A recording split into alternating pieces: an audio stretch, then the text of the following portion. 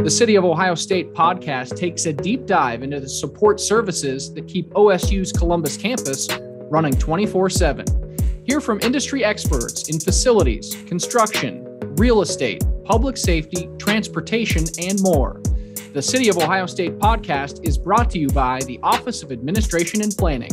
Go Bucks! Hello and welcome to the City of Ohio State podcast. I'm your host, Dan Hedman.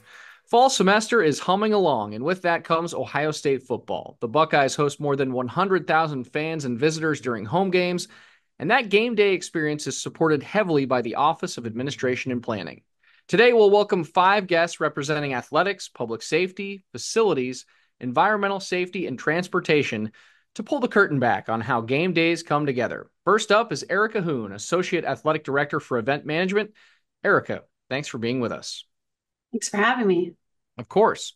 You've been with Ohio State since 2007 and wear multiple hats ensuring athletics events run smoothly. But today, we'll focus on football Saturdays. What is your role leading up to and during a game day? Sure. So, again, thanks for having me today. Football game days. I mean, the discussion doesn't just start on the Monday the week of.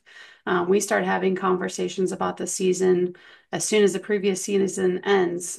So we are constantly and continuously having conversations and discussions about what to look forward to, what challenges might lay ahead of us. So some of those things take a little bit longer runway, if you will, to get us prepared for the season. So there's a lot of conversations with many folks in the A&P world that we talk about, different construction projects happening on campus, any other things that are happening around the city that might impact campus on game days. So we spend a lot of time just focusing on those elements alone and how they impact us on the daily and then how they impact us on a home football Saturday. And so we really just take a global look at what's going to happen on a football game day, and then in and around the game. So everything from outside the event, working your way into the gates, into the stadium, during the game, and then post-game egress, traffic patterns, all the things like that. So we, each week gives their different challenges. So we just try to identify those challenges, work through it and identify solutions. And sometimes that might be an extra communication to our guests the week of, or preseason. We do a nice multimedia day at the beginning of the year and share what's new, what's going on. And so it's a little bit of everything. And so, we really like to take a global look at it, understand the impact to us, understand the impact to campus, and really try to just identify what's our issues and how can we work through them. Yeah, I don't think a lot of people realize just how much work goes into hosting an event like this. It's so fun for so many people, and everybody looks forward to a football Saturday. And I know you're not an A&P staffer, but you just mentioned how closely you work with all those from across our team. Is there anything specifically you can say about kind of how A&P and athletics come together on a game day to make it happen? Oh my gosh, it's not just game day, Dan. It's every day. We work really hand in hand with many of the units in A&P. I would say DPS and TTM are two that we really work closely with from all those meetings I talked about before and leading up to. And so I think, years ago, I'm aging myself. You said I've been here since 2007, but the One University initiative was something that we really took to heart, and we really lean in with all of our partners in A&P to, all those things I mentioned previously about taking that global look and how does it impact the game day. And so we work really closely with, like I said, Department of Public Safety, TTM, FOD, Uniprint. I have to give a shout out to Connie over there because she definitely helps us out in all of our signage and credentialing needs for the game day. And with PAIR and WOSU, I know we all have minor roles with them, but like I said, everyone plays a part in it. And we all just work together. I'd say it's not just Saturdays, it's every day. I'm constantly communicating with our deputy chiefs, with Director Mull, and obviously all of our friends in all those other units as well. So it's not just one day, it's almost every day. Well, and hard work pays off, right? It creates a great fan experience. And that's what I wanted to talk about here. So we're a few games into the season, but what changes are new this year at Ohio Stadium, and how do you continue to expand those services to support the fan experience for all Buckeyes? Sure. So I'll probably start on the latter part of your question there. We conduct guest surveys every home football game. And so after each game, every ticket holder receives a survey just sharing about their experience on game day. And so throughout the season, we take a peek at those surveys. Some low-hanging fruit or any immediate action needed on any comments that we receive through that. But other times we just really see the trends and identify what we might need to adjust for the next season, just based on truly fan and guest feedback. And so this year, leading into the football season, we started doing some restroom upgrades. It is a 100-year-old facility, and so we have done upgrades, obviously, since it was originally built, but it needed a facelift in some areas. So a lot of our A-deck restrooms received new flooring, new paint, new structures inside the restrooms. Some other spaces that we've done over the years based off of that feedback was creating a nursing mother's space. We have a lot of guests that come in that are new moms and they have some needs to take care of while they're at the game. And so we provided a space for them to be able to facilitate their needs for the day. Other elements we added this season were TVs in the concourse, and that is part and parcel to our wait time feature. And so that is a feature in our app that guests can see how long the lines are at restrooms and at concession stands, kind of using a red, yellow, green format there just to see and gauge how long they'll be standing in line. But knowing that sometimes long lines are inevitable during certain points in the game, we did add a bunch of TVs to the concourses so for guests to be able to watch the game and continue enjoying the game from being in the concourse. And then our partners with Levy always look for new and exciting elements in their concession stands from a food and beverage perspective. So always looking to expand their menus or find new offerings that might interest our fans. And then while maintaining the staples, the hot dog, the popcorn, the pretzels. Those are the staple items when you come to the stadium. But sometimes we know that fans like to look at a little bit more expanded menu. So they come with new ideas each season for that. Yeah, it's such a family-friendly atmosphere. I know I went to a game earlier this year. I don't get out there to every single game, but when I do go, it's such a great time, and your team does an awesome job hosting these. I got one more question for you before we bring in our next guest. It's kind of open-ended, so you take it wherever you want. But is there anything about your work or hosting any major event, so not just football, that people may not realize or would be surprised to learn? I think the amount of time that we spend on everything outside of the actual event itself. At the end of the day, I would say, well, football is going to happen. If minor example is week one, we did have a power outage in the press box during pregame, and it kind of everyone was, running around making sure that they can get everything up and running. And at the end of the day, we had a game clock, we had our officials, and we had two referees. And I said, we can play football today, folks. And There so you go. all the other elements, all the other things, not saying they aren't necessary, but we spend a lot of time on them too. And so at the end of the day, we want to make sure that there's a game happening, but we spend a lot of time on everything surrounding it to make sure that it is, like you said, an enjoyable experience for everybody on their way in and on their way out of campus for the day. Well, I think we have the number one fans, the number one band, hopefully the number one team, and by far the number one support team through your team and A&P. So appreciate your work and appreciate you being with us today. Absolutely. Thank you for having me.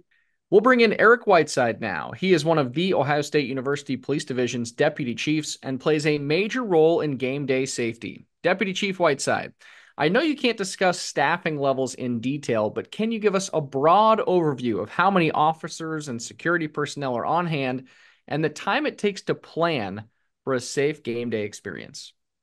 Well, Dan, you have to think about game day, not just in what happens inside the stadium, but what happens on campus and the university district. You have people tailgating, you have people going to work, you have people attending events around campus, you have people going to the hospital, and people just trying to go home in the university district. So we have to take that all into consideration as we do our planning. How does each one of those little things interact with each other, and how does that affect our overall security plan and where we put our resources?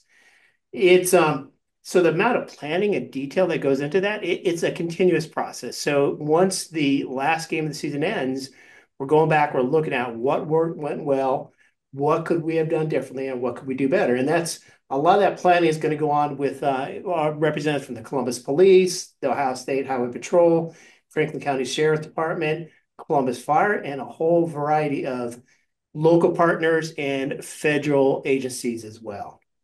Uh, That's good. I mean, it takes a large group of law enforcement, non-sworn security, and even we were talking to Erica Hoon in athletics, just coordinating with athletics to make sure that everybody's on the same page and that we can have a safe game day experience. I guess, what does a typical game day look like? Let's say it's a noon kickoff. When does OSU PD personnel come on shift, and what types of duties do they perform during a game day? Well, Dan, it's a long day for everyone involved. I think if you want to look at the people that are here the longest or the earliest, it's going to be our canine teams. They're here typically on a game day for, like, say, a noon kick, probably about 4 o'clock in the morning. They're actually inside the stadium with representatives from the Columbus Fire Bomb Squad going through and make sure the stadium is safe before even the stadium workers arrive. And then we start building. It takes a lot of time to make sure that everyone who's working that day understands their assignment and the most recent game information. After we do get them, everyone prepped and ready to go, we try to have all of our traffic officers in place probably about 3 hours before kickoff to make sure that we get those early arriving fans coming to tailgates and going to Fan Fest.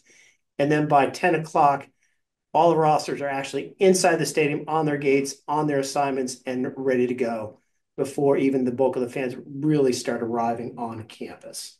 And then they're here late in the evening because you have traffic pattern going out. So definitely a long day for all of the OSU PD and partner agencies that help put a game day on. Traffic ends up being one of the most important elements of game day. I know we've mentioned it a couple times here, but how do you get 100,000 people in and out? And what tips do you have for fans coming to the shoe to see a game? Oh, absolutely. Traffic and parking, I mean, that's a big part of a person's game day experience, and we understand that. And we devote a lot of time, resources, and energy to make sure fans can get to the game and leave campus in a timely fashion. I think the best advice I can give to the fans out there is to visit the Buckeye Game Day website and plan the route before you get to campus. So know where you want to go and how to get there. There's maps in there, the timing. It's a lot of really good quality information. The next thing I would say is give yourself extra time to get to campus. The earlier you arrive, the better. Come to campus, enjoy your time on campus, go to Fan Fest, enjoy tailgate, go to Lane Avenue, go to the Skull Session, really kind of soak in the atmosphere. You have a great time doing that. Just as a warning, traffic does pick up as you get closer to kickoffs and becomes a little bit more challenging to get closer in a timely fashion. And one of the things I like to do when coming to a game is sometimes I'll park on West Campus and take those free shuttles. It gets you real close to the stadium and you don't have to battle all the traffic as you get closer to the stadium. So that's good too. In terms of game day security, I know there are multiple layers, including a no bag policy, metal detectors, and some other things. Why do those things help, and how often does public safety review and adjust security protocols? Well, Dan, as I mentioned before, the planning for a football season is year round. So at the end of the very last game, we go back and we take a look at how did we do over the season, what could we done better, what could we do differently, and that's one of the things we look at is does our security plan does it make sense? Are we following the best practices? Are we listening to our stakeholders, the other agencies that are involved? Are we putting forward the best plan that we can to help keep people safe? If you look at the safety protocols we do at the stadium, the no bags, the magnetometers, I think you'd recognize that they're the best practices and they're used throughout the country.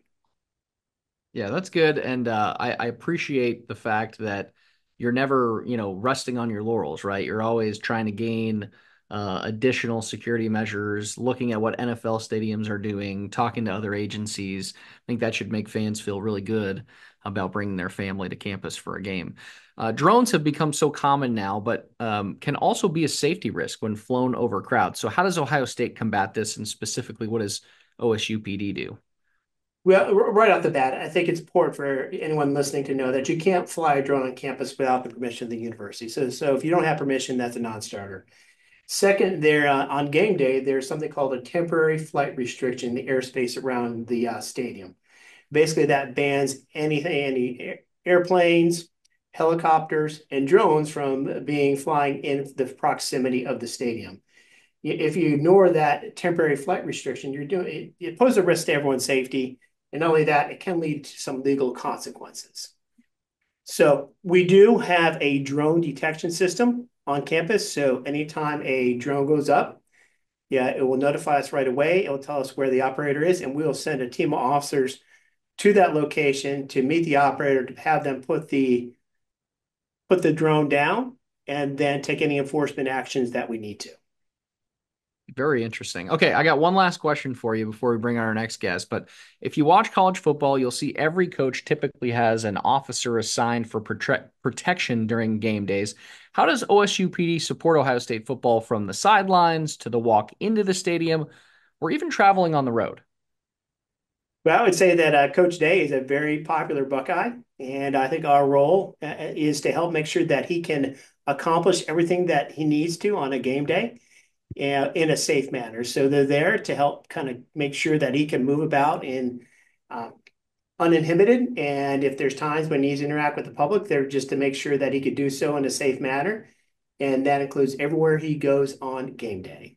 Okay, very interesting stuff, Deputy Chief Whiteside. Thanks for pulling the curtain back a bit on how we keep game days safe. Thanks, Dan. We're halfway through, and I'll hand it off to co-host Brooke McKivergan to take you the rest of the way. Brooke is standing by with Tom Holman from Transportation and Traffic Management. Thanks, Dan. Tom, we just heard from Deputy Chief Eric Whiteside about game day safety, and he touched on the challenges of traffic flow.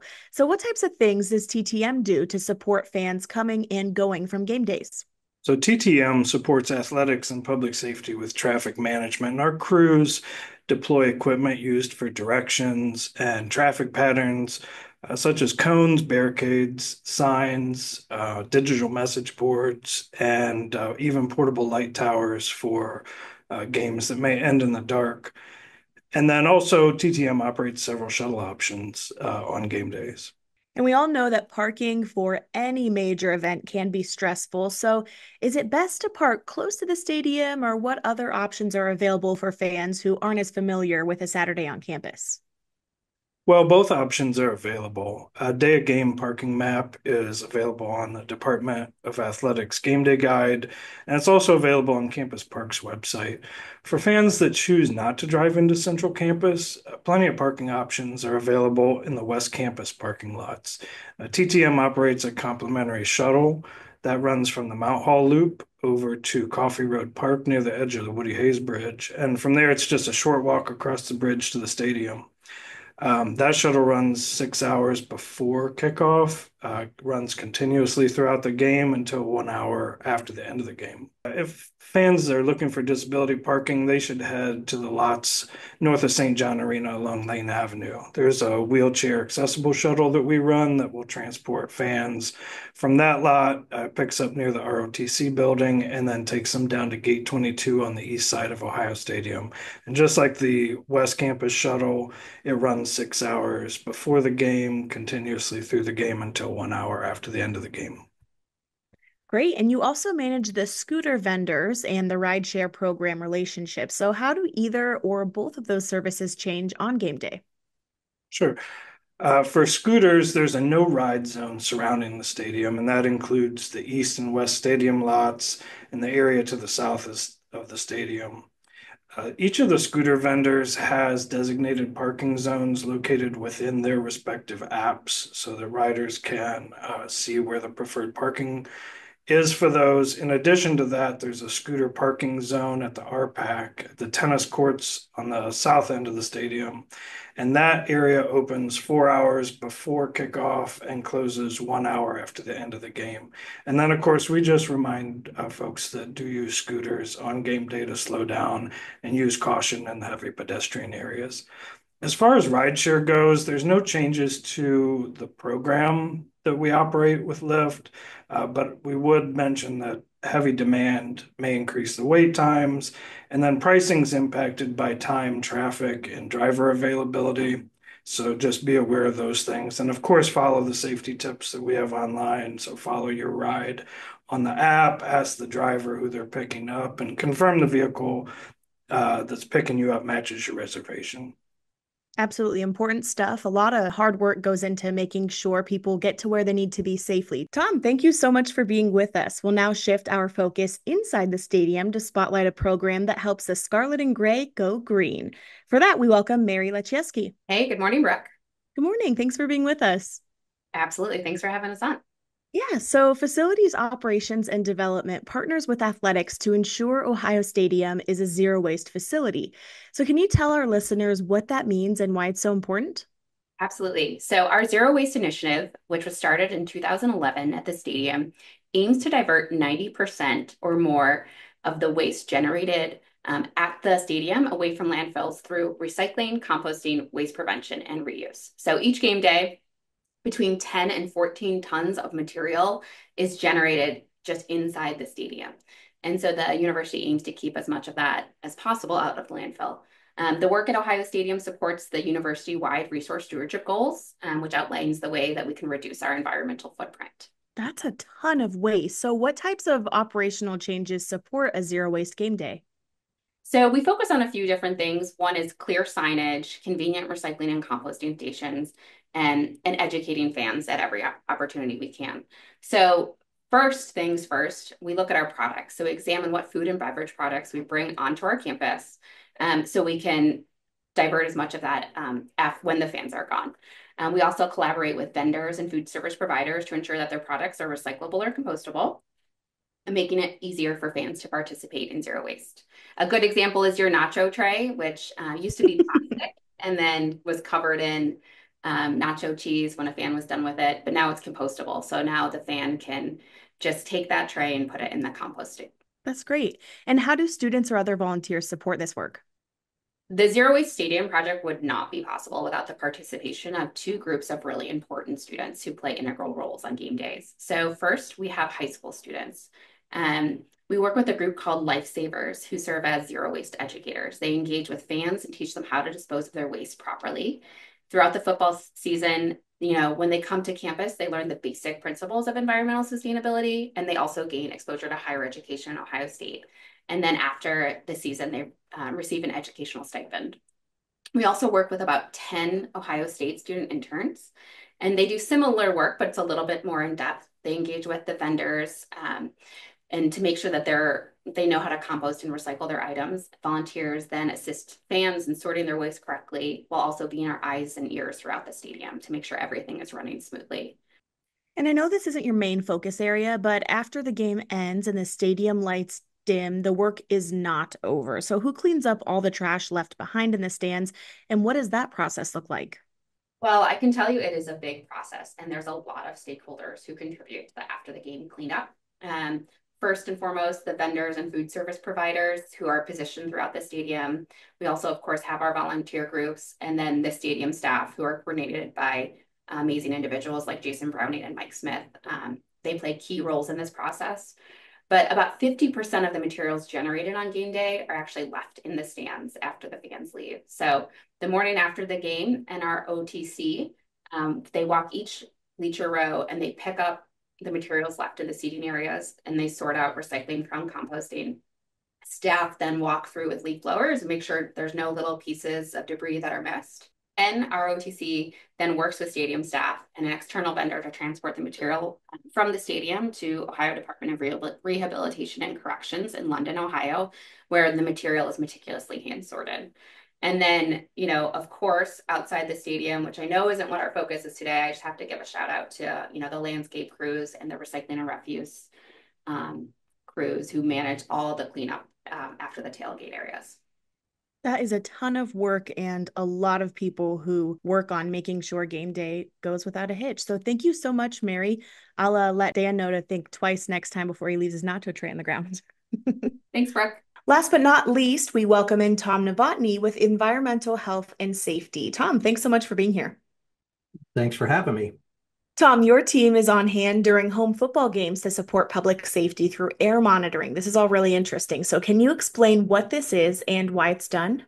Of course. So in general, we we're providing safety and environmental support for all university operations on game day. But as you mentioned, one thing that we do in particular is air monitoring of the stadium environment. So to do this, we work in conjunction with other public safety groups. We use portable air monitors that we place throughout the stadium to analyze the air quality. Data from all the monitors that we place in the stadium get fed back to a central location, and they're available to us via a mobile platform also. And this allows us to quickly identify and respond to any concerns that we might have or see in the data. So if the monitor does alert you to something abnormal, what would happen next? So since we're getting real-time data, and if an alert occurs, we get the information immediately. So based on that information, we work with other public safety entities to identify the issue and take appropriate actions to mitigate any of those risks. So an example of this might be cleaning up a chemical spill that could be impacting air quality, or just investigating to see what might be causing the issue. A really huge part of public safety that probably not a lot of people think about. So we totally appreciate you guys spending your Saturday supporting the game day experience. Is there anything else that you would like to share about how EHS supports Ohio State? Sure. In addition to the air monitoring, our team is on site as a safety and environmental resource for the entire campus community. So we're here to handle other situations like chemical or biological spills, and that could be anything from a gasoline from a generator or a tailgater to a blood spill from an accident or anything like that. And it's really just easier to have a team here on campus and on site ready to respond to anything instead of trying to get here to campus when an incident occurs. Makes total sense to me. I want to thank Tom and all of our guests for joining us on this expanded edition of the City of Ohio State podcast.